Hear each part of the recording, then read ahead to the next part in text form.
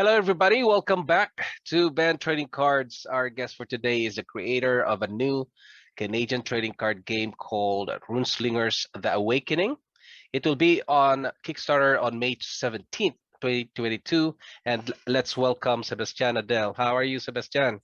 Good. Hello, everybody. Doing well, thanks, Ben. Good to see you. Which province are you in Canada? In Ontario, Ottawa, Ontario. We are near each other. Yeah, I think a 2-hour drive or so. Oh, yeah. So, before we talk about the game components, can you give us a little bit of your background? Sure.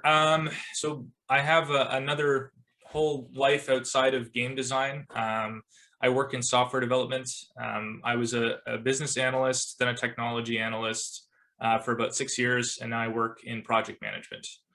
I have a degree in enterprise supply chain management, and there are a lot of sort of niceties, about having a degree in that field when it comes to distribution. Yep. And cost assessments and figuring out how to ship things, which is really nice because when you're sort of designing a game that you have plans to be a global game, that's one of the most important aspects, is how you're going to fulfill orders and get the game to as many people as possible.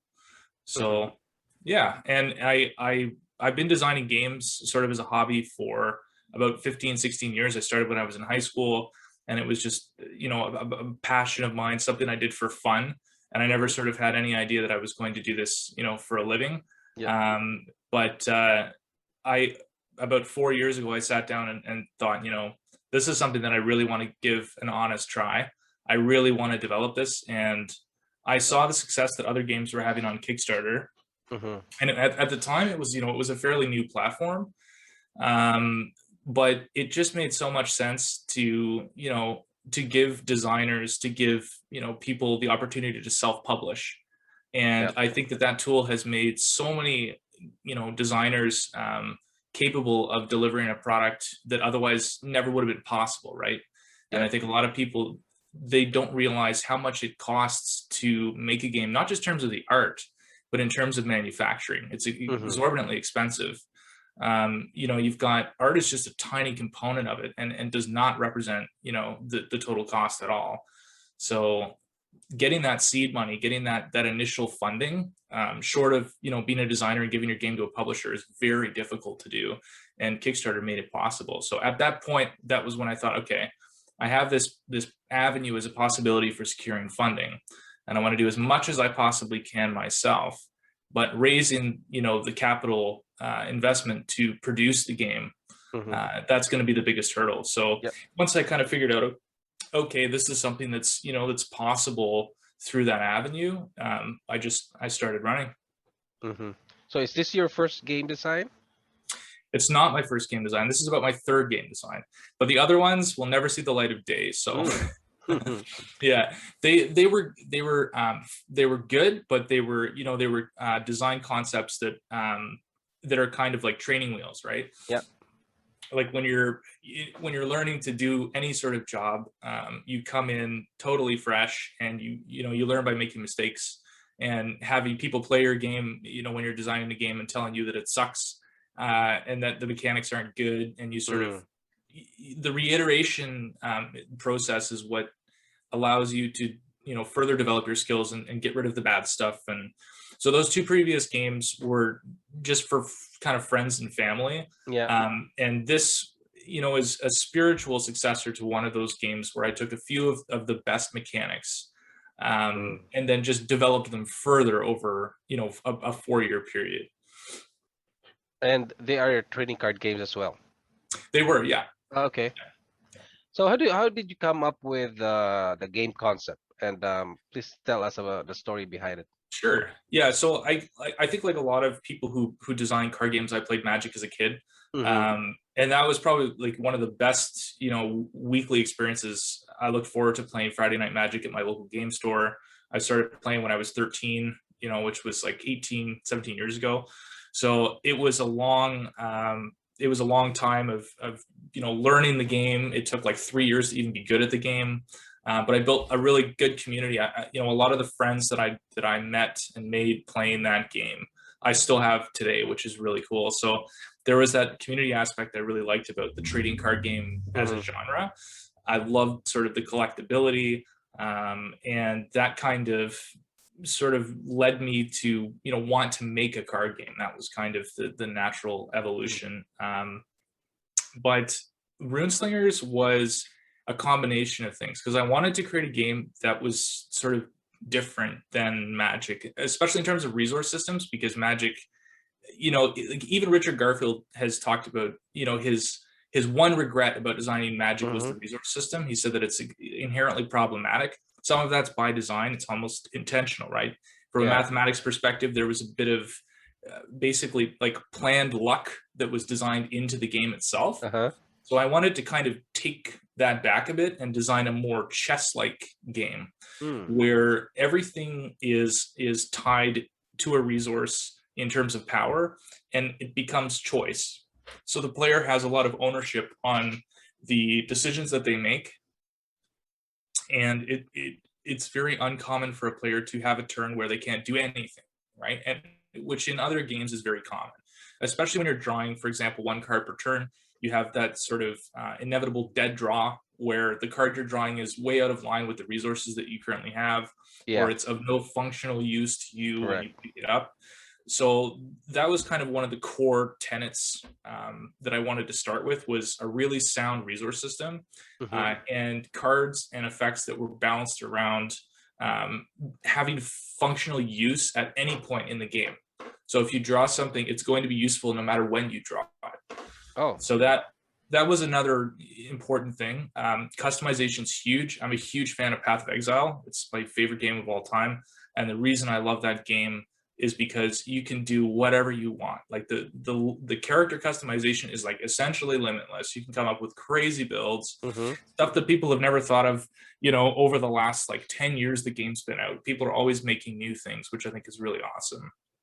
So that was another important consideration was, okay, I don't want to have a color system that's restrictive, because a lot of games will say, like, if you're playing blue, you can only play blue, or you're playing green, you can only play green, that sort of thing. And while you can mix them, it's not in your best interest to mix more than this defined value. So I said, okay, I want to get rid of that. I want to make it really wide open. And of course, there are downsides to doing that. Like there are negatives of creating a game where like there's just infinite customization.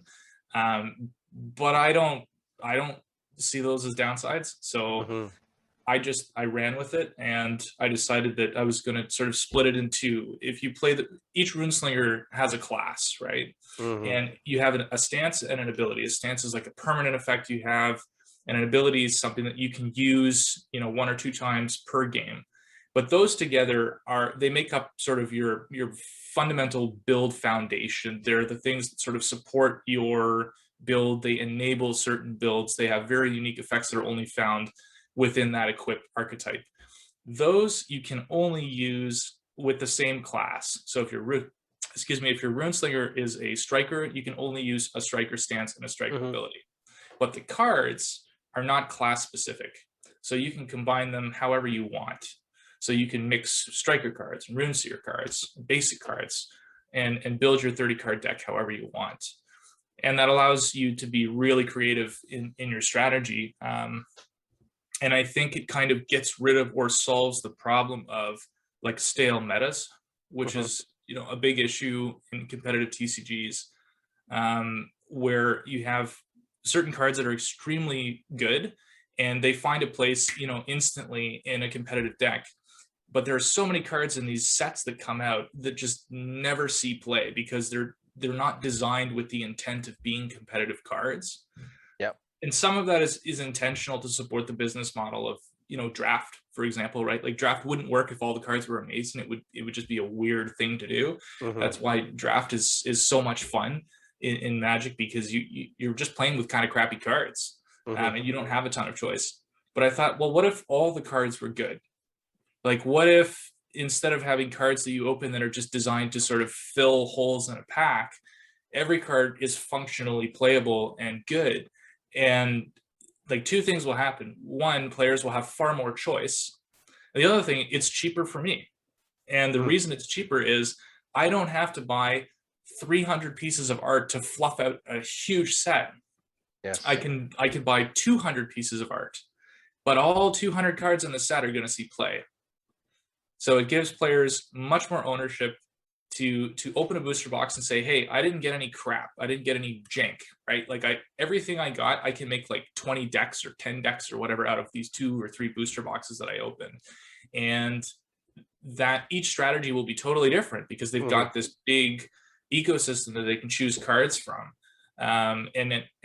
It's a lot more fun when you're drafting, because then you're not having a bad draft, for example, where you needed 1 or 2 cards, you just didn't get them, or the player next to you is picking cards that you needed for your deck from a color that you need to be playing.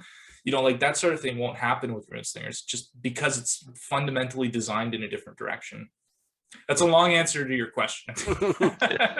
Yeah, but we're gonna go deep into that because I want to make another video you explaining the components of the game.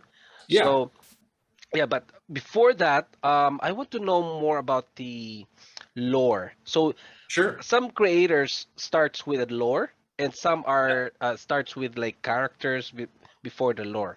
So can you give us a story about, like, I have here the Roman, Hera, Eva, and Mir. Those are I think the Runeslingers, right? Yes, So can that's you give correct. us like a brief summary of the lore of the game? Sure. So the lore of the game centers around the idea of the rune stones. So the rune stones are these massive hulking stones that have sort of awoken over 1,000 years ago, and each of these stones has a rune on it, and the runes sort of choose the person. So when you find one of these in the forest, if you're magically inclined, you'll see the rune and you can sort of commune with it, and it will imbue upon the host the power of it. Yeah. And that's why all the cards depict the rune stones, which are the source of the magic. So the Runeslingers travel the world in search of these rune stones, and there's sort of a giant map that is documenting all of the locations called the Practory. And the Practory is currently being worked on. That's the one thing we have to add to the website. The Practory is going to contain a lot of locations of where the runestones are, as well as all the different cards. And in order to sort of prove their valor in combat, the Runeslingers travel to the annual Fete every year. And that is sort of the Combat of Champions, which is an arena where they face off against each other. And it's not, like a fight to the death. It's a fight of, a sparring match, basically. So each Runeslinger has 5 power.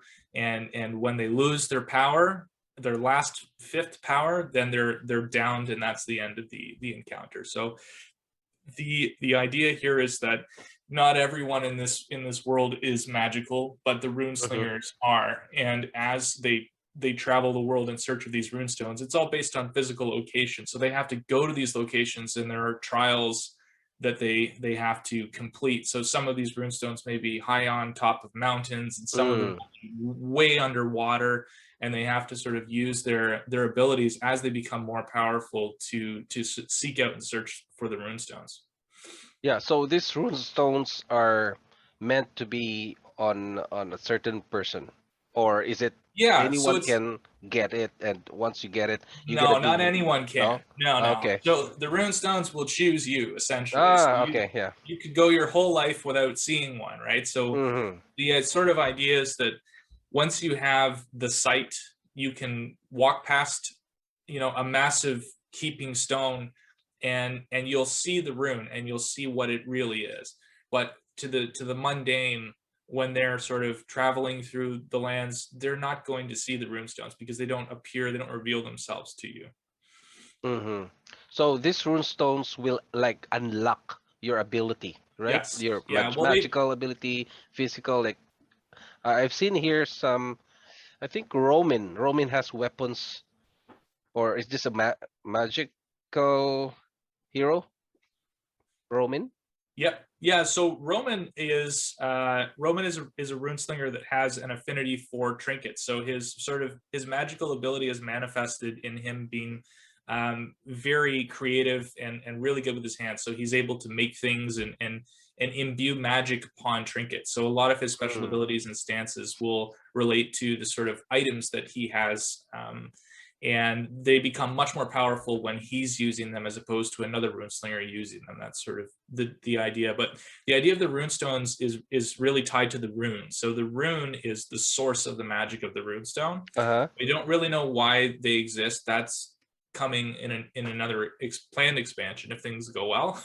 Yeah. But the idea is that when the runeslinger touches the rune imprints upon them a rune spell. And in very rare cases, that rune spell can become reflected, almost mirrored. And that's what the X rune spells are. So in the game, you can have 2 copies of a single rune spell, or you can and in addition, you can have 1 copy of that same named rune spell that has an X as a suffix. So you may have knee shot, you may have 2 copies of knee shot, but you can also have 1 copy of knee shot X.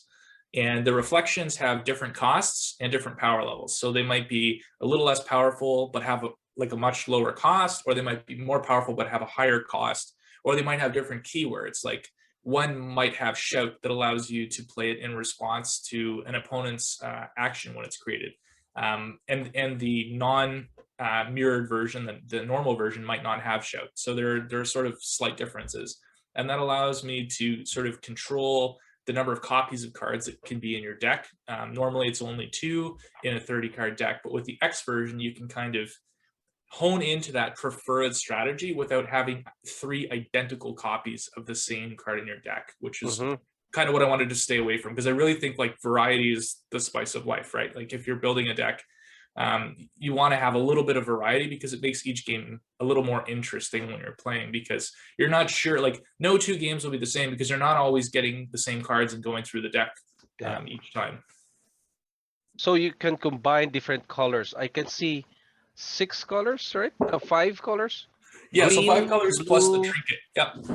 What was this? Green, blue, purple, right? Yeah. So and yellow. So are these the rune colors? Yes, they are. Yeah. Okay. Yeah. And they sort of have geographic locations that they're found in as well, that sort of are kind of color coordinated with the class, essentially. So they become very recognizable. If you see a red rune spell, you know it's a rune seer. If you see a blue rune spell, you know that it's a basic rune spell. And the idea of the basic rune spells, it's like they're training wheels. They're sort of common rune spells that are found in rivers and streams and on mountains everywhere. They're not, limited to one specific geographic location. Okay. So that means the spell of Mir can be mixed with Roman, right? Exactly. And That's Eva exactly right. to Hera. Okay. Yep. That's Yeah. nice. All right. So let's talk about the timeline of the expansion set for the next few years. So what do you have the roadmap of this one? So we have a rough roadmap, and I think the idea will be to do very similar actually to what Sorcery Contested Realm did, which is one a year release. Oh, okay. Yeah, and the reason for that is that because of the way that the cards are made, I don't want to be creating too many cards all at once, pushing too much out. I'd like for players to have an opportunity to play with the cards, to sort of understand what they like and what they don't like, and then get feedback, have an opportunity to watch what players are doing, and to respond to it with interesting new mechanics. Because I think a lot of times players are reacting to what designers are doing, but I think it's a lot more fun when designers are reacting to what players are doing. So if you have an opportunity to look at the way players are playing and say, wait a second, this strategy is like way too powerful, rather than completely banning cards from that strategy, you can create other cards that, if they're played in the right context, can defeat that strategy. Yeah. Yes. And what that does is it allows you to keep all of the cards available and not create ban lists, because I completely loathe ban lists. I think they're just a sign of you making a critical mistake in your testing phase, and not looking at all of the options and opportunities, right? Because there are a lot of cards like from various games, when you look at them fundamentally, the ones that have been banned, like almost immediately you go, this is broken. Yeah. Right? Like, why was this made in the first place? There's one card from MTG that before the release it was broken. You know, Yeah, like someone had remember discovered. that? I think last Yeah, year. I yeah, there forget was the like an expansion set. infinite combo that people discovered like as soon as the card was previewed. Yeah. Yeah, so like, it happens to all kinds of games. But I think a lot of that, it also comes from the ways that the games are designed, right? Like certain games just the way their mechanics function, it's really easy to create infinite combos and to totally stall out other players. But that's not what I'm doing. So in terms of a roadmap, to sort of get back to your question, yearly annual releases is the plan. So Runeslingers as a set currently is 90% done. So I have done and paid for 150 pieces of art that I have fully done. I really want the set to be around 200 cards. But some of those cards will be X rune spells, and we can sort of reuse the art to an extent, which helps speed up the process of development, because the art takes a long time to do. It really does. Like, each piece of art that we do, it's about 3 to 4 days per piece that we have to get it back. So yeah. That's a big thing. And if the art comes back from a sketch that doesn't work, we have to redo it. And there is some art in the current set that was from like 3 years ago that needs to be redone because it doesn't really fit with the sort of the mood of the game. But the other thing is, if you've got a year to plan, you can do a lot more testing too. Yeah. So like, if you've got 2 or 3 solid months of just daily play testing, and just giving everything to the players and saying, here, just break the game, they will naturally find the sort of inadequacies in power level, and that's really important to sort of to figure that out before you release. And then you have to do erratas and restrictions, and that's just, it can be avoided. I think it really can. So that's why we want to do the single year release. And the other idea is that if we keep the releases down, I think it makes it a lot easier for players to sort of collect their cards and to not completely overpopulate the card market, right? We've got fewer products coming out. There's less competition between products. There's less cannibalization between lines because you're not introducing like 5 different products in a year that are all competing with each other. Yeah. Yeah. Yeah, I haven't seen any trading card game with a year expansion set. I think the first trading card game is Sorcery will be doing that.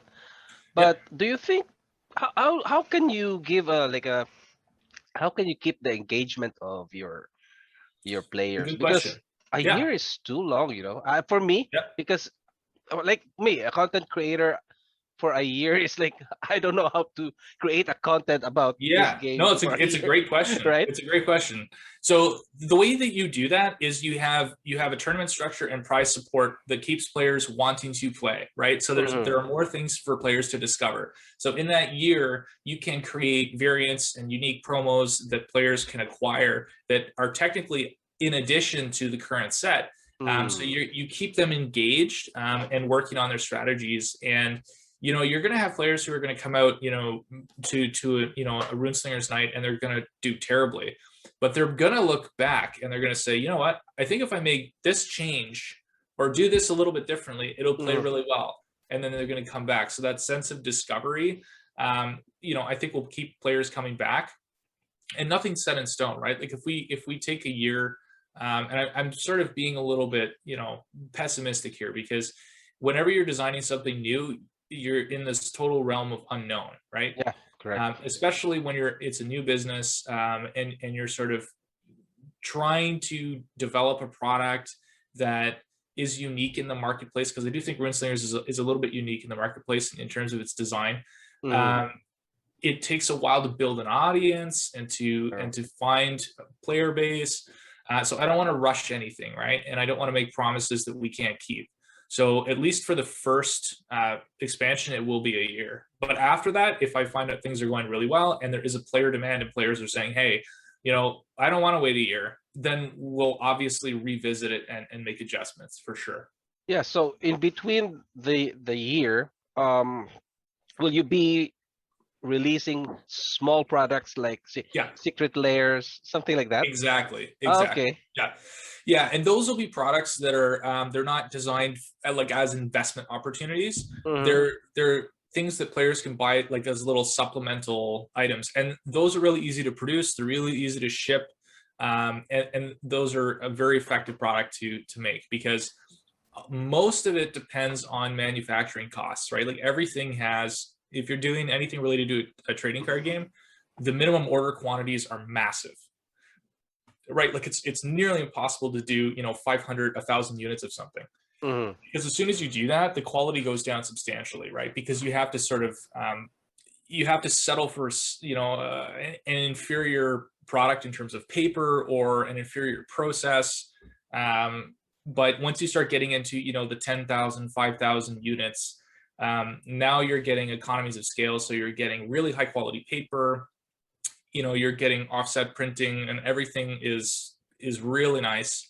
And you have that sort of attention to detail because they're setting up their factory floor to run these massive print runs, and they have a lot of quality control built into that. So when we do these little micro expansions, they're gonna be relatively large print runs of a very small product, if that makes Mm-hmm. sense.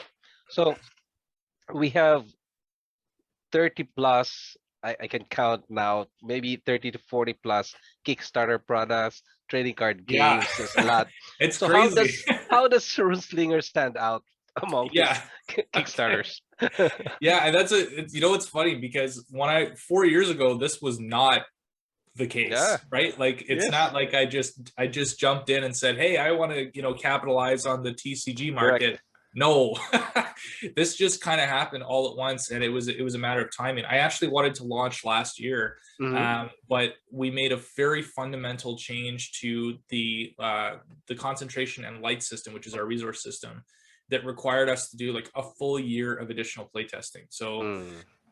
just unfortunate, because now, I mean, all these games are great, but now we've got like an insane amount of competition as a result of Yeah. that. So Runeslingers stands out, I truly feel, in the mechanics. Okay. Runeslingers is a very mechanically unique game, and it's very highly skill based. There are Mm-hmm. no creatures, there are no monsters. We did that intentionally. It is really a true magical duel between two powerful Runeslingers, and when you're playing, you really feel like you're sort of the ebb and flow of combat is very linear, and of course you have a few spikes throughout the game, but you'll notice that traditionally when you're playing in other games, after a few turns, it's similar to Magic, where you can look at the board state and you can say, I'm pretty sure that player's going to lose, you Yeah. know but in Runeslingers, it's very hard to tell who's going to win Mm-hmm. until the last 2 to 3 turns. Your guess is as good as anyone. And if you're a gambling man, you're probably going to lose because you're going to be betting on the wrong player. And a lot of it comes down to resource management and prediction, because a lot of players will say, okay, I kind of know what your strategy is after a few turns, and they'll start to think about the kind of cards that are going to be in the deck, what that player is trying to put together in terms of a win condition, and they'll Mm-hmm. begin to play around it. So you can start to play around your opponent's strategy, and that really changes the way that the game is played. So I think that's one of the most unique selling features of Runeslingers, is the ability to high customization and the very unique gameplay. And we have an ailment and power system, which are totally unique. There are no other TCGs that have this mechanic in them, and it makes the game exciting, especially with Mm-hmm. the ailments, because we have 6 unique ailments in the game, they each have negative effects, and they can be applied to your opponent. And each player has 4 slots where they can have up to 4 ailments affecting them at a time. Yeah. And these ailments have dramatic effects, right? Like they can totally wipe your board if you let, fragment get out of control, or if you don't get rid of your curses, you're losing, 10, 12, 20 health every single turn. So managing those while fighting your opponent at the same time is kind of this like fun chaos that Runeslingers brings to the table. Mm-hmm. So we gotta find out on the gameplay, on the game components. You have TTS, right? Yes. Yep. It's on. Oh, It's fully playable on TTS. Yeah. yeah, we're gonna have a separate video for that. And how about the rarities and chase cards? Yes. How do you or structure the rarities like commons, uncommons? So please give us Yeah. So that was a tricky. That was actually a tricky thing for us to do because we kind of went backwards, right? Like we designed the cards to be very balanced and equal, mm, and then we went, well, how are we going to attribute rarities to the cards now that they're all relatively equal in power?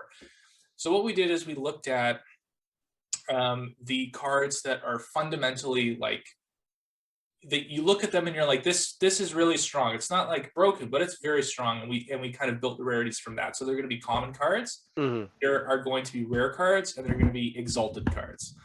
And exalted. Hmm. yeah, so exalted is the highest rarity. But we So also have, three? yep, three, three, Okay.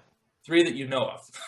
Okay. So they're gonna be three, and the exalted cards are kind of the archetype building cards. And we're going to treat these in two ways. So they're not going to be extremely rare because they're very important for deck construction, but they're going to have value because they're rare enough that they're not going to be like $3 or $4 cards. If the game takes off and there's a large player base, they're going to be in demand.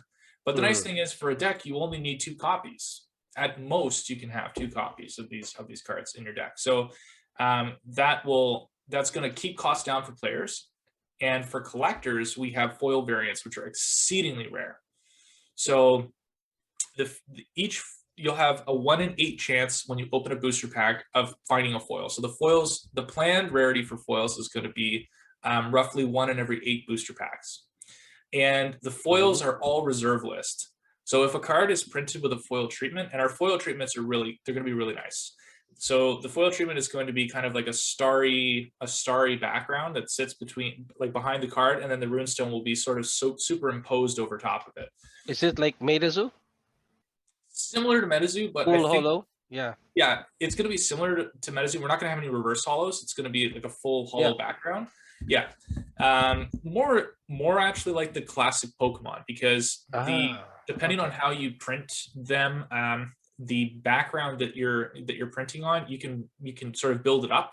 Yeah. And at least from my perspective, the Metazu cards, the background is like there's a low level of ink on it. So the background like really, really shines through. I think ours is going to be a little bit toned back so that you see it when you're turning it and you can see the stars and everything sort of sparkling in the background, but you're also going to be able to still see the background of the card itself.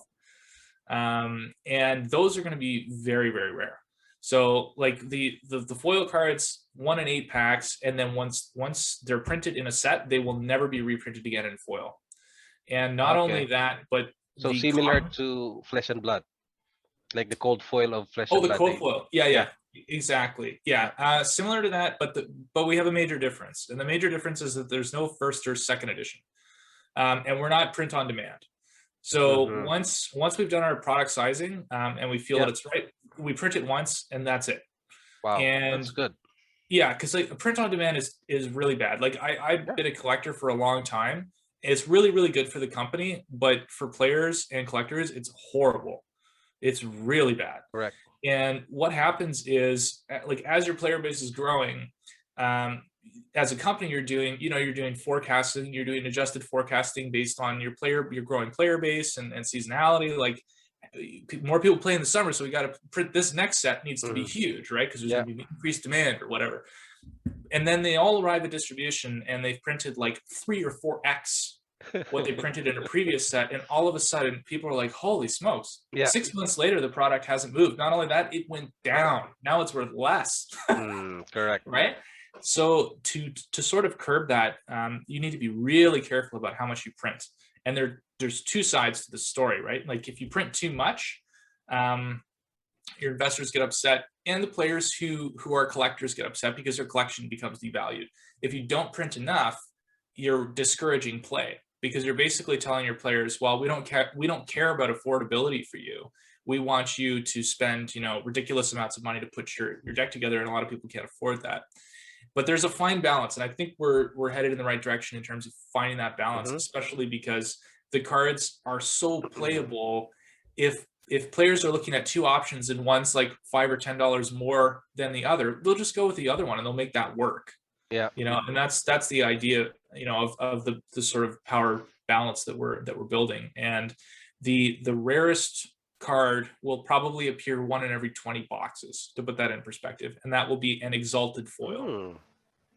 Okay, because Flesh and Blood has 1/40 for the the fabled, right? So yours is half of that. Okay. Yeah. So Kickstarter will be on May 17th. Correct. And when is the fulfillment for that? So the fulfillment will probably be within 6 months, because all of the art will be done save for the final promos and anything that we do in terms of stretch goals. And that'll take probably a month to do. Our manufacturer has about a lead time of about a month in terms of setup and prototype printing, because they have to send us proofs before we can give the final okay. And then they print for about a month. It's about 30 days. And then shipping to destination is about a month and a half. They say it's really hard with because of the virus. Yeah. Right? Like it gets very complex. Yes. And many trading card games coming in, a lot of work in process now. Yeah, and I mean, even if you're going to Europe and you have to do CE certification for safety, like all these little things that you have to do, there's extra lead time that's sort of added to them. Yes. And you have to account for that. But ideally within 6 months. And the nice thing is that I've invested, over $20,000 of my own money, over 2,000 hours of my time into this, and the game is done. Like we're not going out to the market and saying, pay for us to develop our game. The game is developed. What we need is manufacturing costs. That's the most important thing, and that's going to be what the funding goal is for, right? So the funding goal is essentially to cover the production of the game itself. And when you start printing cards with high variances and rarities, each one of these individual sheets that you print that's only going to appear 1 in every 20 boxes has a minimum order quantity itself. And if it doesn't, it's insanely expensive. So that's where the high minimum order quantities come from, is that they've got setup times, and they've got configuration for their factory floor, and all this stuff costs a ton of money. So, but we're well situated because we've got all the art done, save for these final few pieces. Yeah, there's an issue last time with the Flesh and Blood, that the first two are from WTR and Arcane Rising, and they printed small, right? 16,000 each, yeah. So, and players, collectors are complaining they can't get a product. So how do you solve this? Because your product is 1 year, right? Well, okay. Yeah. How do you forecast that? It's kind of okay.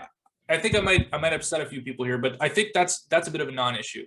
So players, for us, it's an issue for LSS, but it's not an issue for us, because LSS model is flesh and blood. The game is designed to be played in flesh and blood in the store. Okay. And they're totally LGS driven. Their whole business model is dependent on local game stores getting butts in seats and playing in person.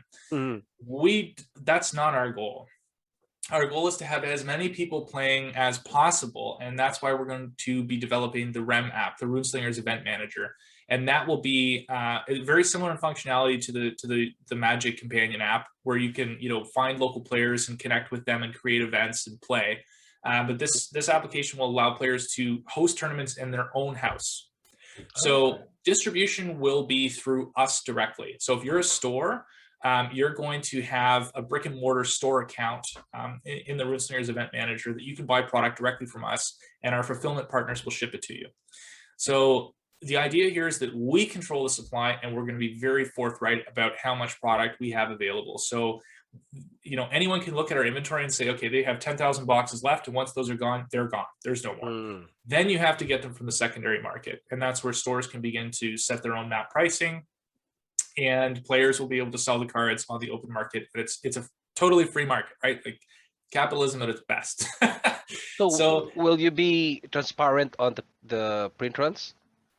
Of course. Yeah. Okay. Like 100% transparent. Yeah. That's the whole idea, right? Like, as players know exactly how much product was printed, and there won't be any more of that product printed. So it's not like if there's demand, and we're going to say, you know what, we're going to do another whole print run, or we're saying it's out of print, but we're not telling you that there are 100,000 boxes on a ship somewhere Oh that yeah. haven't actually landed, which happens, right? Like, the Yeah. product goes out of print, and then a month later, magically, Yeah. like the market's like flooded. Correct. So, Correct. It's someone else's warehouse. Something. yeah, exactly. So So that's yeah, how because I'm just I don't know how you will solve that when if the game, like for example, you print at 25K boxes, yeah, then the game shoots up and players are coming in, and how do you it's been, it's a long time waiting, right? So yeah. if I'm a new player, how do I get it in the secondary market? Yeah, so you have two options. So the secondary market, and the booster boxes will be print on demand, or will not be print on demand, but the starter decks will be. So you'll always be able to get starter decks, Oh, and yeah, okay. and each starter deck will come with 2 I booster get it. packs. So Mm-hmm. this is a little like, there'll be an opportunity for players to always buy booster packs that are print on demand, but they won't be first edition. So there will Mm. be things that Yeah. are, it's kind of a unique take on the whole product idea, because the booster boxes, there's only ever one printing, right? And those are really for the people to say thank you for supporting the game, right? Because the booster boxes are essentially players investing in us to grow our business, Mm-hmm. right? Those are the products that we sell that actually make money. You don't really make money on the little products. There's not a lot in terms of margin there. Mm-hmm. Those are designed specifically for the players to support the game. So when you're buying, the starter box, which you have a very rough prototype of with no boosters in it, but the idea will be you get 2 really good, like well-designed, very playable starter decks, all the Runeslingers and all the stances and abilities for those Runeslingers for 2 players, and then you'll get 2 booster packs as well. Mm-hmm. So always, like, a player can make maybe $10-15 of modifications to those decks, and they're extremely competitive. Okay.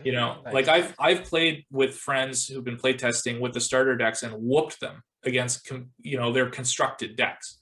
So the idea is that if you're a really good player, you can take those constructed decks as far as you want to take them, and it's not going to cost you very much money. And I don't think that Runeslingers will be one of those games where the cards are terribly expensive, right? Because there's so much choice. Mm-hmm.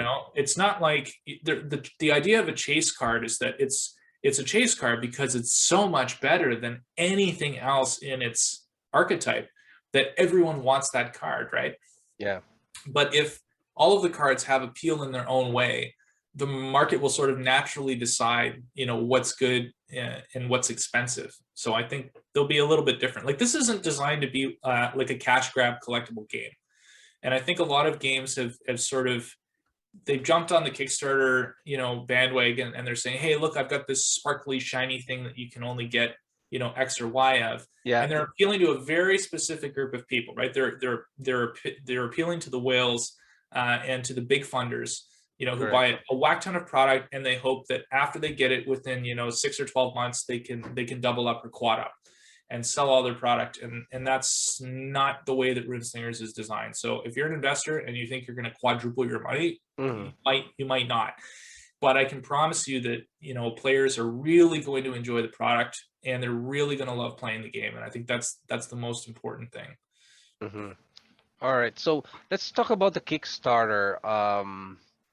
Where do you plan to print this? Is it in China, Yeah, US, yeah. or somewhere? So we have a really good relationship with a manufacturer in China, and they Mm. have a lot of really big success in the board game industry. I'm not going to reveal who the manufacturer is, Yeah, it's okay. but it's like extremely high quality. Like, we're going to be printing, the printing paper that we're using is from Germany, and it's the highest quality cardstock. It's the same cardstock that Cardamundi uses when they print Magic cards.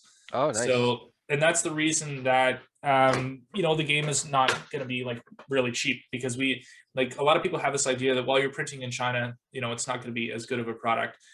And that's not true, because when you print in China, if you pay enough money, you can get the same quality that, you know, the best in show manufacturers are using. You just have to pay that money.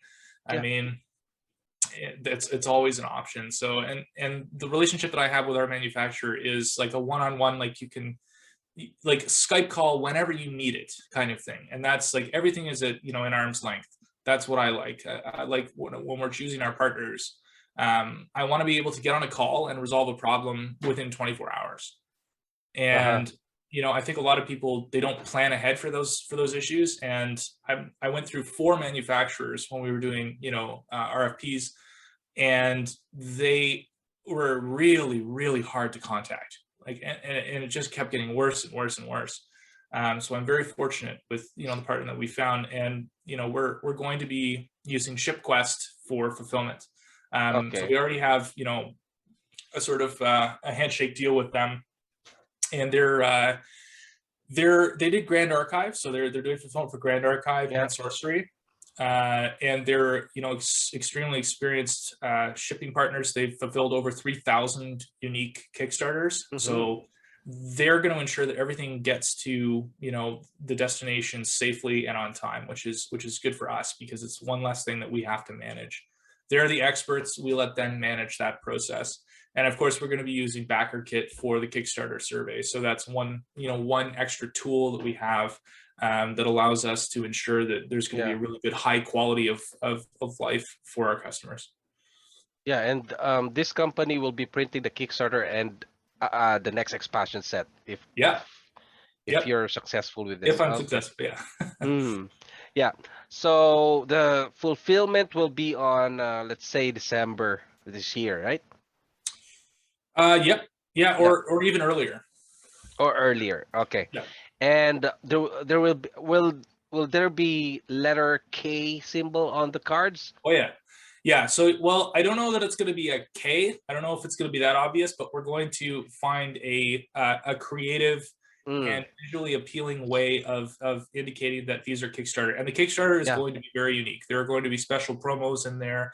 There are going to be add-ons. And each booster box, I should mention, is going to have a box topper. And that's going to be forever. And the box topper won't necessarily just be one card. It could have like 2 or 3 cards, and there'll be alt-art variants that are only provided for box toppers. And we really want to do that because it encourages players to rip a box with 4 people or 6 people and run a draft at home. So let's say I've got, you know, 5 other friends. We want to pool our money and buy a box. Yeah. And we use, you know, the Runeslingers event manager to sign up, get everybody in play, and run a tournament ourselves. And then from the, you know, the box, we have our own prize support. And it's kind of changing the idea. I think that, you know, because of the last 2 years, the idea that, you know, you have to go to an LGS to play a competitive game, I think that's changing. And there's an opportunity here for players to sort of manage their own events, create their own events, and play with friends or even other people. Like, you know, you can create a local community and meet other people and, you know, like say, hey, come on over to my house. You know, I got space in my kitchen table. Let's have a game night. And it will allow like-minded people to connect with each other in a very different way, because some people don't want to go to an LGS. You know, for whatever reason they have, they might not want to go there, or you know, they don't have an LGS near them. If you're on a military base, you know, out in the middle of nowhere, you don't have an LGS that you can go to. You know, if you're heading out and getting posted somewhere, you may want to bring a couple boxes so you can play with friends. That's kind of the opportunity that we want to create. So you have this app that can bring people together, connect them. We have tracking, so we track wins and losses, and tournaments will be based off of standings. But Runeslingers is not Flesh and Blood. We have no intention of making this good. Flesh and Blood has become a very competitive game, and the company's focus really is on competition. And like if you look at their articles, their business model, it's really driven in competition. And while competition is important, we also don't want to ostracize the regular player, the kitchen table player, the popper player, the player who just wants to, you know, have a couple games at lunch with their friends and have fun, because that's, at the end of the day, it's just a game, right? Like I think a lot of people are sometimes treating this more of an investment vehicle and forgetting that it's a game. It should be fun. Like you should play the thing that you're putting all of your money into. Yeah. Okay, so you have May to December time frame. Are you how do you keep engaging with the players? Do you play TTS tournaments within Yeah, that so period? yep, TTS tournaments and also print and play tournaments through webcam is going to be, I think that's going to be really good. We're Yeah. actually launching a referral program next week through email that's Okay. going to expand the cards that are available through the print and play. So we're going to be adding basic Mm. cards, all the basic cards, all the trinkets, and the two remaining Runeslingers, Mir and Hera, that are not in the starter deck, as well as all the stances and abilities. And those print and plays will allow players to, create a lot of different unique decks. So the print and play and TTS will be separate because the print and play, we're going to keep that, its own thing from TTS, because TTS, it's very easy to upload and make changes to cards like Yeah. that.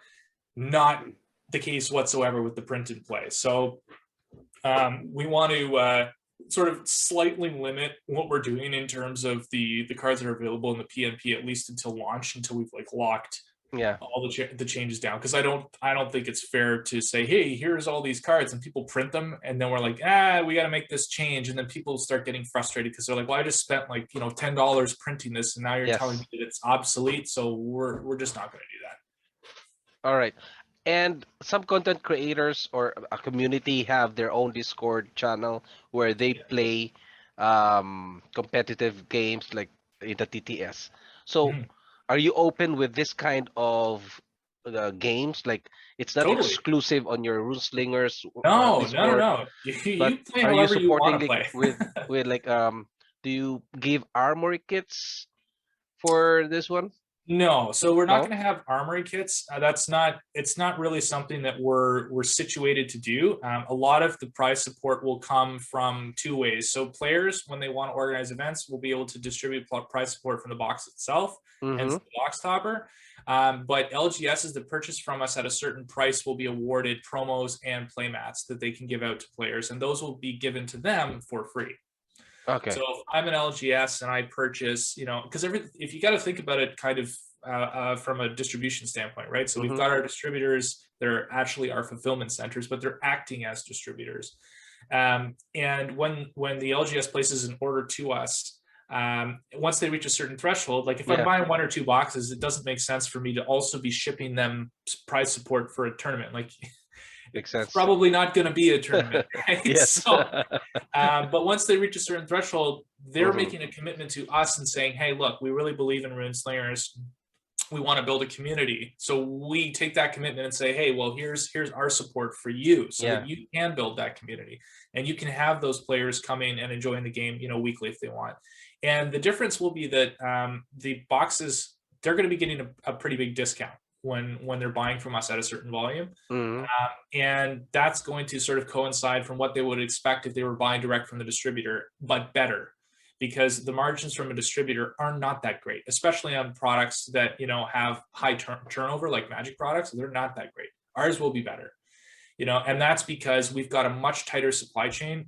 We're not using distributors, so those margins are being retained by us and being passed on Mm. directly to the retailers. Okay. So are you open with content creators distributing your products as well? Like Totally. like Yeah. Rudy, right? Yep. Yeah. So like that, are you open with that? So Rudy's a tough one because Rudy sort of bridges the gap between the collector and the player, right? Like Mm. Rudy is like almost exclusively collector oriented, right? Like that's his business. His business Yes. is collecting. He's moved from an investment guru to cardboard essentially, right, from Wall Street to cardboard. So Yeah. that's a little bit different. And right now we're not looking at designing exclusive products like the Rudy, the Rudy promo, for example, which was Mm. a mixed bag. But like that's not what we're planning on doing. I think I'm getting what you're putting down in terms of a question, but Yeah, but you're still open for content creators that can sell in yes. retail, Yeah, right? I'm just trying to make the distinction that we have no plans to offer content creators exclusive products to sell at this Yeah. point. Okay, right? Yeah, and got I it. think because it just creates a whole problem of inequality between content creators too, right? Like, why does Yeah, Rudy get that, but this content creator doesn't? Or yeah, what's Rudy makes doing to sense. build a community? He doesn't care about the community. I'm not saying he doesn't, but for example, like he might not really care whether players are playing the game. He may only care about the stock of the Yeah. card.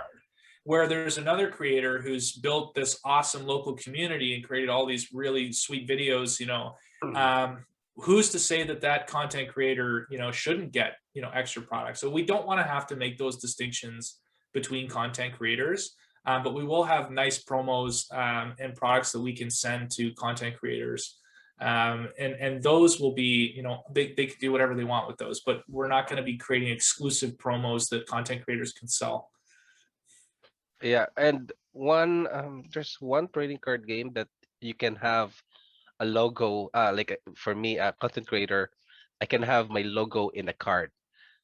Yeah, Yeah, there's Genesis. Yeah, Genesis have right. that. It's they call it content creator bundle. Yeah, Okay. yeah, yeah. That's just an idea for you. So you will Yeah, what buy would this you like? bundle. Yeah. Sorry, you will buy this bundle and they will get a card. It depends. I don't know which card, but they will get a card and they will put a logo on the text box. Okay. So yeah, so that will be we already had sent our logo there, and on June I think the Hmm. release. Yeah, it's gonna be there, but only 50 pieces Right. that So will be available. what do you do with those when you receive them? Give to the community, like raffle, Okay. something like that, giveaways. Yeah. Interesting. So they're not being sold though, right? Like you're not selling them to. Well, if it depends on you, but they're not encouraging to sell it. Right.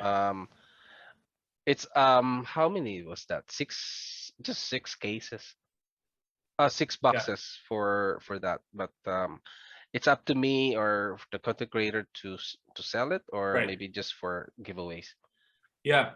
So I'm hesitant on those areas, and it's a Mm-hmm. very touchy subject, right? Because content creators, you should absolutely be given unique things.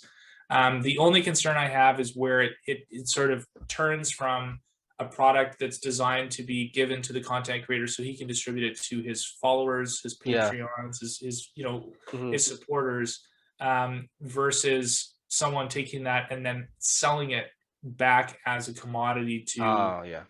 like that's a problem, right? Because we really want to find a balance between those two, right? So I think that there's a lot of trust there that comes from the content creators too, right? The content creator, once they're given something that they can distribute to their fan base, that they're not going to just sell it or create some sort of weird auction for it or something like that. But we definitely have plans to give out product to content creators. But yeah, in terms of exclusive things, we'll have to look into that, Mm-hmm. because every company does things differently, right? For Yeah. various reasons based on what they've observed in the market. And there were a few events, over the last few years that myself and my partners looked at and were like, this is bizarre. And it just kind of left, like from our perspective, it left a bad taste in the mouths of the player bases and the collectors. And all I'm saying is we would want to try and avoid that as much as possible, if that makes sense. And But even yeah, Made a Zoo gave me the content creator card. It says there content creator, but it's not specific to a certain creator. It's just a card that if you're a right. content creator, they get it's a like medal they call it. Yeah. And also Flesh and Blood have they gave me the content creator kit. So it's I think it's 150 pieces of a certain Herald of Protection. Yeah. So this is to give away Yeah. to, Yeah. So that's something like very that. different. Yeah. So we absolutely will be doing something like that. Yeah. Mm, We're giving product to the creators that they can give out to, to anyone that they yeah. choose. That's 100% something that we would like to do. Yeah. And drawing that distinction is important for sure, because if you create a product that's like really, really good, like as a promo, for example, and you give it to someone, they decide to sell it, I guess that's their choice, right? Because you'll have content creators out there who are not selling it, who are giving it away to their fans. But yeah, we will definitely have some sort of promo that we can give out to content creators that will be a really nice thing for them to give to their, to their fans for building the community. Yeah, I don't think we can sell it because you need to give a guideline for content creators that these are promos. Yeah. It's not for resale. So, but the problem is after a content creator gives it to the community, and the community will Yeah. go to the secondary market, and you will Yeah. never, you Or can't, worse. you can't monitor it, right? Who sold those cards, Yeah, right? and it just creates this kind of weird. I mean, one of the philosophies is that's very true is you can't be everything to all people, and you can't please everyone all the time, right? So no matter what you do, someone's going to be upset with with Oh what you yeah, do, right? Like you can't make everyone happy. So we'll do our best to find a balance. Part of this is going to be the discussions that we have with content creators, because right now we're still in the infancy yeah, of building out our our promotional leg, and we're doing marketing, but in terms of engagement with the content creation community, we've done fairly little. So once we start talking, like from your perspective, this sounds like something you want, and that means that other people will also want it too. yeah, So we need to sure, figure out how to make it work for you and for the community. So yeah. definitely it's something that we're 100% open to. But I guess what I'm trying to say, while I'm dodging the question slightly, is that it's tricky. It's tricky to Mm. get right in such a way where people don't feel disenfranchised or like they missed out on something. Like Yeah, it's just an input for you, so at yeah, least you can have an idea on what's yeah, happening on other trading certainly. card games. Yeah. Yeah, it's a Oh, really good. It's a really good idea. Yeah, yeah. and we want to, to make it as easy for you to build a community as possible, because the content creators are really important. Like they're super important Hmm. because your audience is directly interested in this thing, and Yep. they come to you for advice, right? And Yes. they trust your opinion. And the things that you say will inevitably result in people choosing to not buy a product or to purchase a product, right? So Hmm. yeah, you guys are very important to the community. Absolutely. All right. So you have 60 members right now in Discord, Facebook. What was that? Instagram, right? You Yeah, have those. we've got Facebook and Instagram. Most of our communication is through our email. So when people subscribe, they get on our website, they get the two free print and plays, and Okay. our email list is really where the majority of our followers lie.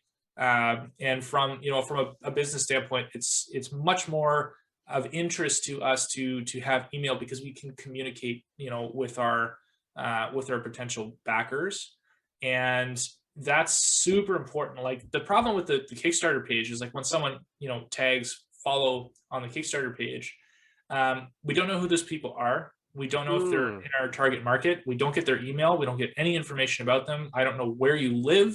I don't know Oh, if you're okay. in Russia and you Yeah. can't buy the product because we're not shipping to Russia. Like, Yes.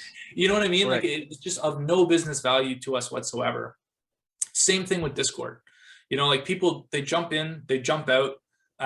We have other than the people who do communicate back and forth and talk to us, we don't have much of a connection to them. But the email is good because we can send out information. We can have, they can Yes. reply to the emails. They can communicate with us that way. The email is really, really, really key for us, so that our Yes. primary focus is on building our mailing list. Because no matter where they go, if someone loses access to their Discord, well, now they don't know anything, like, which has happened to me. I got locked out of Discord for like a month because of Okay. I use a VPN, and I logged out one day and I just couldn't log back in, and I Mm. had to contact their customer service, which is, Mm. come on, Discord, you can do better. Like, but it took a really long time to get like access back to my account. So with email, super easy. We can contact people and build our list, and that's how we're doing it. And the Facebook page it's tricky, right? Because it's hard to get engagement on Facebook. Not a lot of people are using Facebook, you know, in the groups, unless they want to actively buy and sell something, or there's like an action that they're taking, right? Like, Yeah. that's kind of difficult to do at this point, right? Because we don't have like a physical product to sell them. So the people who go to the website get the print and play, and then they go to the Discord if they want to play, which is kind of the natural evolution. And it's on TTS, and we've had people contact us and say, hey, we just played on TTS and it was awesome, you know, or I have no idea what I'm doing, and they can ask they can ask, you know, rules questions and stuff in the Discord, which is good. So we're trying to build the Discord, and we only started marketing about I think it's 2.5 weeks ago. We started formally marketing the game, and the reason we did that is because people, you know, they lose interest very quickly. So if you want to contact and get email lists from people who are, you know, interested in your product, they've got about a 60-day, you know, cooling off period, and then after that, whatever, like your game is 6 months away, and okay, I'm not interested anymore. So we wanted to really lock down our launch date and have all of our back end, you know, business process set up, and be ready to convert from our web page into a store page, and have all those pieces lined up in terms of manufacturing and distribution, and, you know, who's going to be developing our app, and is the art done, before we started marketing, because we want to, you know, capture the moment. We don't want to wait, you know, 6 or 8 months before launching the game, because while your email list may be huge because you spent 6 months marketing, your conversion rates are going to be terrible. Correct. Like, you know, they're not going to be 15-20%. They're going to be like 5 to 8% maybe. So you lose a lot of money on ad spend when you sell a game that people aren't going to get for 2 years, or worse. You know, you get a bunch of customers, you tell them you're going to make the game in 6 months, and it takes 2 to 4 years to deliver. And I promise you that's not going to happen with Runeslingers. So yeah, I've seen your ad on the Facebook. That's where I got the link. Okay. Yeah. Great. But one member in my Discord was who posted on the somewhere in the general, I think, and I thought that it's another game, so I forgot to click on it, and I forgot about it. Then I've seen it again in the Facebook. I said, oh, nice. I've seen the box of Rune the booster box, yeah, and I was attracted to the art, and then now we're talking. Yeah. Okay, by the way, I would like to know more about the organization structure. Are you just one in the team, or do you have a group? No, so there's a few. So we've got a team of artists that we work with that are contractors. So 3 different artists that we're working with that are located, you know, sort of all over the world. But in terms of business structure, I am the sole proprietor. This is my business. I own it. Yeah. My brother owns a marketing company, and he's working with me doing marketing. And nice. You know, nepotism is a thing, but he's also extremely good at what he does. So he's a great partner, and everything else is outsourced. So, you know, any partners that we have, you know, we outsource everything. So it makes sense. My wife handles the Instagram because I'm terrible at Instagram. So she'll tell me to post on Instagram, and I'm very bad at advertising. I'm very bad at marketing. I understand the business fundamentals and principles behind them, but that's why I had to hire someone to do it, because it's not my forte. You know, I can figure out how to make something and ship it to you. But if you want me to tell you about it, that's very difficult. So that's where I kind of need help. That's like my biggest weakness, so to speak, in the business is figuring it out. But the nice thing is that there are so many tools and so many people that are available to help in that situation. It's just a matter of reaching out, you know, and finding those partners that can help you. So yeah, it's really just a team of like 3 people essentially. Yeah. Plus all the artists. And behind the scenes, there's a huge group of playtesters. So, and the playtesters are, I mean, they're kind of like the back end of the whole game, right? Because they are essential in driving the design of the game, right? Like they're the people who play the game and say, I don't like this, or I like this, more of this, less of that. And they were the reason that the game has been redesigned from the ground up 3 times, which is horrible. That's why it took so long, is because you know, you design a mechanic and you play it for a couple months, and then someone all of a sudden just says, Yeah. well, what if you did this instead? And you go, oh, that's so much better. And then you have to go back and Yeah. reprint everything, redo all the graphic design, redo all the art. Like that's what I'm handling too. So I'm very proficient in InDesign and Photoshop, and I am the person who's assembling all of the art into the card frames, and who's creating the files for printing. So that's all done by me. So I have the final oversight over all of that, which is nice too, because if there's anyone to blame, it's me. Oh yeah. If anything goes wrong with the files.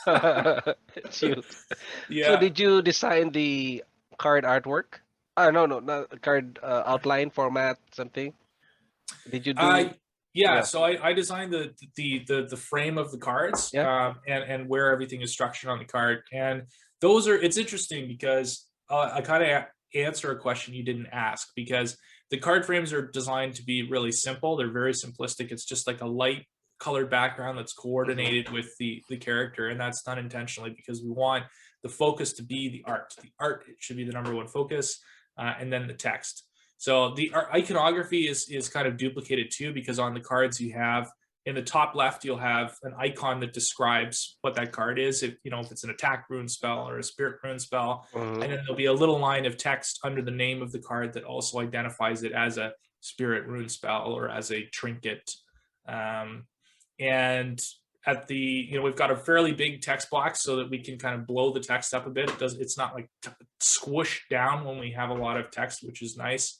And the other thing is that in offset printing, when they're applying cutting plates to the sheets, there's a big margin for drift. It's about 3 millimeters, which doesn't sound like a lot, but you get offset cards quite a bit. And the frame, the reason that the borders extend on the outside is when the cards are printed and they're shifted, it's very hard to tell the card is not cut correctly if you do it that way. Yeah. So I have still the sealed one here. Yeah. Yeah, we gonna, or maybe I gonna open it and just take a look at the card artworks. Then we're gonna talk about the gameplay, game components Sure. in a separate video. So I Sure. guess that's everything for now, because I still have Okay. some my learning curve about the game, and I want to learn more Yeah. about the gameplay. And I've seen the YouTube channel that you have, I think, the link in your Discord, Yes. Yeah. and it's quite interesting. It's not like other games that is an MTG tweaked, something like that. But this one is quite unique. Okay. Yeah. So I have a question for you, if I Yeah. may. Like as a content creator, when you're sort of engaging with new games, what do you like to see them do? What do you, from your perspective, is a sign that things are going right and that they're making the right decisions? Okay. First of all, I want a unique game. Like no game components that is on the other TCG, because if you're a creator, you should be an innovative creator, right? Not just like tweaking something and then it's just came from another game. No copy Uh, paste. it's a copy paste and tweak. Tweak. Right. It's that's why if you can, I've shown some of the trading card games here because I want my viewers to see what are the new stuff coming out. But I'm into picking some of the games that are really a bit unique, and Okay. because if you are not improving or if you're not innovating the trading card game, it will just stay stagnant, right? If you're Very true. creating another game that is unique, and Mhm. that will improve the trading card game industry, right? Right. So yeah, and also you have to use your intellect to create a unique one, not just copy and paste, right? So Yeah. that's what I'm looking for on a trading card game. Awesome. Yeah. So yeah. So thank you so much, Sebastian, for your time. Yeah. You Um, too. You too, Ben. and I gotta put the links on the description, and also please invite my viewers to your channel. Absolutely, I will. Yeah. Thanks so much. I really appreciate the opportunity. I know that you guys you're all super busy, but I really want to sort of build that grassroots community. So to anyone who's watching, if you want to play the game, like reach out. You're not working with some giant company.